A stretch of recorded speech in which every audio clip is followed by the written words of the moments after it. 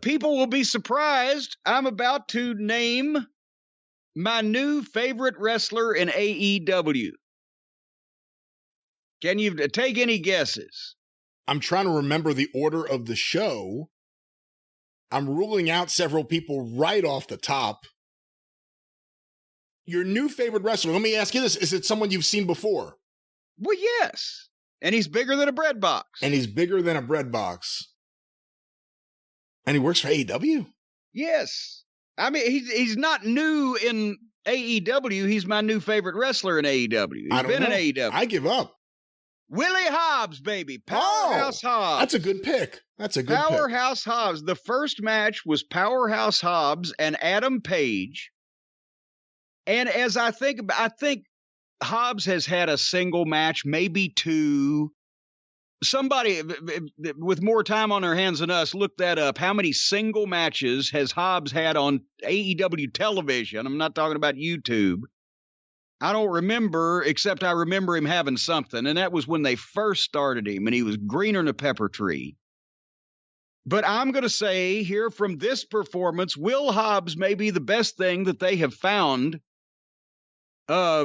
Best person they've found, or best wrestler they've had, best talent that they have found that has not been on television anywhere else, and they've debuted on TV. He's got personality, he's got attitude, he's got facials. Besides the fact that I think he's in better shape now. He looked jacked up, but he looks fucking great.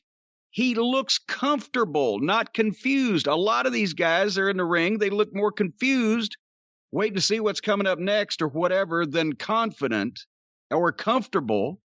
And the way that he actually healed and the facials that he had when he was on offense and he's laughing and taking his time and got that big smile and condescending and blah, blah, blah. And to be honest, out of this match, until the finish, if I watched this in a vacuum and didn't know any of their histories, I would say that Hobbs was the star heel and Page was the underneath babyface that they were trying to push and elevate a little bit with the bigger star. Both of them are gressing, but Page is regressing and Hobbs is progressing. Do you see what I'm saying? I see what you're saying, but I also think Hobbs has been really held back. And this is the sad thing. Out of all those factions there, I've enjoyed Taz and his group in some ways the most. I think Ricky Starks has been great. I was impressed with Hobbs from the beginning, but he's getting better and better, as he would if he had any talent with the ring time, so he's progressing the right way. Cage, in his moment, although this breakup of Team Taz is such a fucking mess. And I love Taz's promo. However, they've been treated like such a jerk-off faction. Well, there you go. That's the thing, is we love the idea of Team Taz, and we like the things that people in Team Taz say, and we like the way that the people in Team Taz look. But every time that they've been allowed to or instructed to do any fucking thing, it has diminished all of that. They never win. They look like idiots. They fought amongst themselves before anybody gave a fuck whether they were together or not. Here's that, Brian.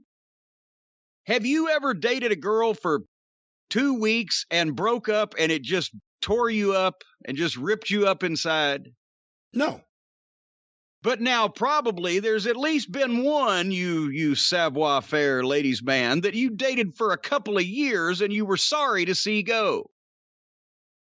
You know, no, I was kind of happy she went after a while. All right. Well, I mean, we had our best days and they were gone and I was ready for more fun and the point I'm trying to make, you fucking prick, the point I'm trying to make is they put people together for 3 weeks out of 10 on TV and then try to start breaking them up and think people should care. These are not long-running relationships. They're ships passing in the night. There's the USS Bad Booker and the USS Green Talent, and they pass in the night. Anyway. Strangers in the night. Buddy Landell, I swear to God, in the car, in the locker room, wherever the fuck, it just every once in a while, he would break out strangers in the night exchanging clothing. The night you fired him, he did Moon River. Moon River. And there was a second song, wasn't there? Oh, God. Did he do an encore? After Moon River, I just said, fuck it. I can't take it anymore. And by the way, for the people who don't recognize that reference, and it may be really deep on the Arcadian Vanguard YouTube channel, Buddy Landell despised working with Tim Horner and the idea of Tim Horner. And they were in an I Quit match one night in Freedom Hall in Johnson City, and Horner got him cranked up in some kind of hole, and the referee put the fucking microphone in front of him, and he sang Moon River. And I said, God damn it, I had to fire. Bad Buddy had come back. I had to fire him for that. And if you don't know the song and you want to check it out, Google the Jerry Butler version, which is one of the most beautiful sounding songs, one of the most beautiful recordings ever. And then if you're really, really, really white, you can check out the Andy Williams version. Not bad either. If Andy Williams is still alive, ladies and gentlemen. All right, can we get back to Powerhouse Hobbs? Is he going to sing Moon River? I don't know. Is they going to feud Hobbs with Cage? Is that where we're going? No, hold on. Anyway, we've established that we said Team Taz was just ineffectual. Feckless, I believe, is a word that describes Team Taz. And that's the thing. Everybody says Starks can talk and work. Taz can't work anymore, but injuries, but he can talk. Cage looks good. And fucking Hobbs here, Mr. Hobbs. Taz is actually my favorite commentator in AEW. I think I enjoy him more than anyone else. Yeah. He's mastered the art of being a sports announcer and applying it to wrestling more than most. And by the way, hey, Hobbs, Powerhouse, if you're out there, now that I just thought about that Sidney Poitier flashed through my mind. Every time he does an interview, Powerhouse, he ought to say, you call me Mr. Hobbs. Yeah, Mr. Tibbs, Mr. Hobbs. Yeah. Anyway, all right. Hey, if he said it, it would be intimidating. Anyway, that's the fucking point. This match, I'm like, I was drawn to watch Hobbs from the start. And when he starts taking over, because obviously, Paige wants to portray him in this match as a powerhouse and a monster. And so I start watching him. But then when Paige gets the opportunity to open up on Hobbs, he put him in the corner and hit him with 6 shitty forearms that he didn't even fucking draw. They weren't punches to begin with, which is a lost fucking art here in this company, apparently. But he wasn't even drawing back. He hit him with the shitty pushing forearms to the chest. And Hobbs had kind of like, fuck, I don't know how to sell this. They're coming too quick. And then the stuff that Paige would do, he hit him a couple times with clotheslines he didn't want him to sell, but it was awkward the way he was doing it. It almost was, as I said, especially the first 3 minutes, Hobbs looked like the star heel that was being pushed, and Paige looked like the underneath babyface, not because necessarily of what they were doing in the ring, but because of each guy, the way they were doing it, the work they were putting in and the attitude that they had with it. Hobbs on the floor, he was on Paige and he rolled in to break the count. Fuck, I got guys in business 20 years on this show haven't been doing that. I mean, and it's a little specious way to do it when you kind of do the halfway dive in the ring and then back out, but at least he was making the effort, right? Hobbs was working like a heel. Paige was selling well. And every once in a while, Paige would get a hope spot. Like Hobbs went for the Vader bomb. Paige got the boots up, but then immediately Hobbs shot Paige through the buckles into the post shoulder first and wrapped his arm around the post a couple of times. And then this is what I'm saying. This was the whole match where it looked like Hobbs was the fucking veteran. Did you see where Paige went to do the thing? Hobbs has Paige's fucking arm and has banged it by the wrist and has banged it against the ring post a couple of times. But now they're going to do the thing where Paige reverses it and he's got Hobbs's arm and he jerks him real fast and Hobbs goes face first into the post. That's what they're supposed to be doing. Page, with all of his might, went to jerk Hobbs into the post, and his hand slipped off Hobbs's arm, and he fucking fell backwards on his ass. And not only that, but apparently that is where when he went backwards and so fast, that's where he busted the back of his head open. Busted his skull open. They started talking about it as soon as he got back in the ring, blood was coming from the back of his head. He either hit the steps or the post or just the concrete or something, because he pulled so hard and slipped off.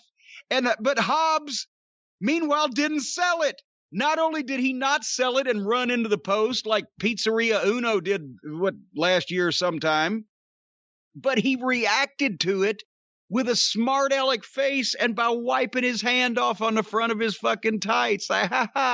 This guy has got it. He mentally and attitude-wise is understanding the fucking wrestling business. And he's thinking. There was a couple of times, one time Page was going to go for that dead-eye thing, and it had to get him coming back from the ropes. Come here, kid. But Hobbs was on his game here. And then he grabbed Page when he got up, and fucking they did a reversal on a lift so Page could shove him into the post and Hobbs could go down and, where they were supposed to be. They went back to it. But then Page gets in the ring, and he did, possibly because he'd concussed himself, and he bleeds in every goddamn television appearance. Every match it's like now. Abdullah the Butcher and Adam Page. Guaranteed blood night, but he doesn't mean to. Where Jelly busted him open 2 different places. Twice, a couple weeks ago, didn't he? That's right. Front and back. God damn, this fucking luck of this guy. But when he got in the ring, it was a lackluster comeback. Awkward, big kicks. A clothesline. They did the crossbody, kind of a tope dive. And he hit that moonsault body block, which looked very good. Boom, and got a 2 count. And then they started overstaying their welcome. Because at that point, then you started seeing a couple of places where Hobbs may be a little still green. And also just the stuff they were doing, it wasn't that fucking thrilling or compelling that they needed to be doing it. It was starting to get awkward. I'm not saying for a long period of time, but they started going downhill a little bit. And then suddenly, God damn it, every match on this television not only has to have multiple run-ins, but also they all have to just happen simultaneously, like dropping shit on a plate, right? It's not like, here's your fucking bacon, here's your eggs, here's your hash browns. It's like, plop, here's your fucking gruel. So Starks and Hook run out, and Starks has Brian Cage's belt, but he's going to do something. But before he even gets to the ring, they're on the ramp. Brian Cage is out and rips the fucking suit off of Ricky Starks, and then they all ran to the back. And just like, almost like, here come the fucking midgets in the circus, right? And then they're gone again. And then Page went for the buckshot, and God damn it, they had a star-making moment here and a fucking reason for it, but because it wasn't called ahead of time, they didn't do it. When the Merry Minions had all done their fucking Keystone Cops falderall and run off in 15 seconds, Page went for the buckshot lariat, flipped over the top, landed on his feet in the ring, went for that clothesline, and Hobbs turned it into a fucking spine buster, and it looked beautiful, and it got a pop. 1, 2, and he kicked out. If that had been the finish, it wouldn't have done a goddamn thing wrong to Adam Page that he hadn't already done to himself or the booking hadn't done to him. And it would have fucking made Powerhouse Hobbs. That was the right spot for that. And then they did a couple. What? I was going to say, but who is there that would actually be able to call that audible? Nobody. Actually, that should have been if you envisioned a finish, that move, that should have been the fucking finish. Either they shouldn't have done it. I think so too. I agree. My God, if you're okay, let me hear this run over by the talent. Paige is going to fucking do a fucking full flip over the top rope into the ring to go for his finish, but fucking Hobbs is going to pick him up for a goddamn power slam and plant him flat in the middle of the ring. If you do that right, that's a fucking finish. And, but anyway, that would have been wonderful right there, and it wouldn't have hurt Paige. It would have got Hobbs over, but they didn't do that. Instead, they did some more things, and then Paige hit a regular old clothesline, and then picked that big giant guy up with that dead eye and dropped him on his head 1, 2, 3, and it was flat. Wrong guy won. So, but I love Will Hobbs, because instead of, remember, they brought him out as a babyface with an incredible backstory of his brother being murdered, et cetera, and he was a babyface for 3 weeks, and he was a surprise addition to, maybe not even 3 weeks, surprise addition to Team Taz by turning on somebody and hitting him with a chair before he'd ever had a match, I think, or maybe just one. And then he's been one of the miscellaneous guys in these multiple man matches with some of these goddamn cartwheeling circus clowns, or been just in this feckless group.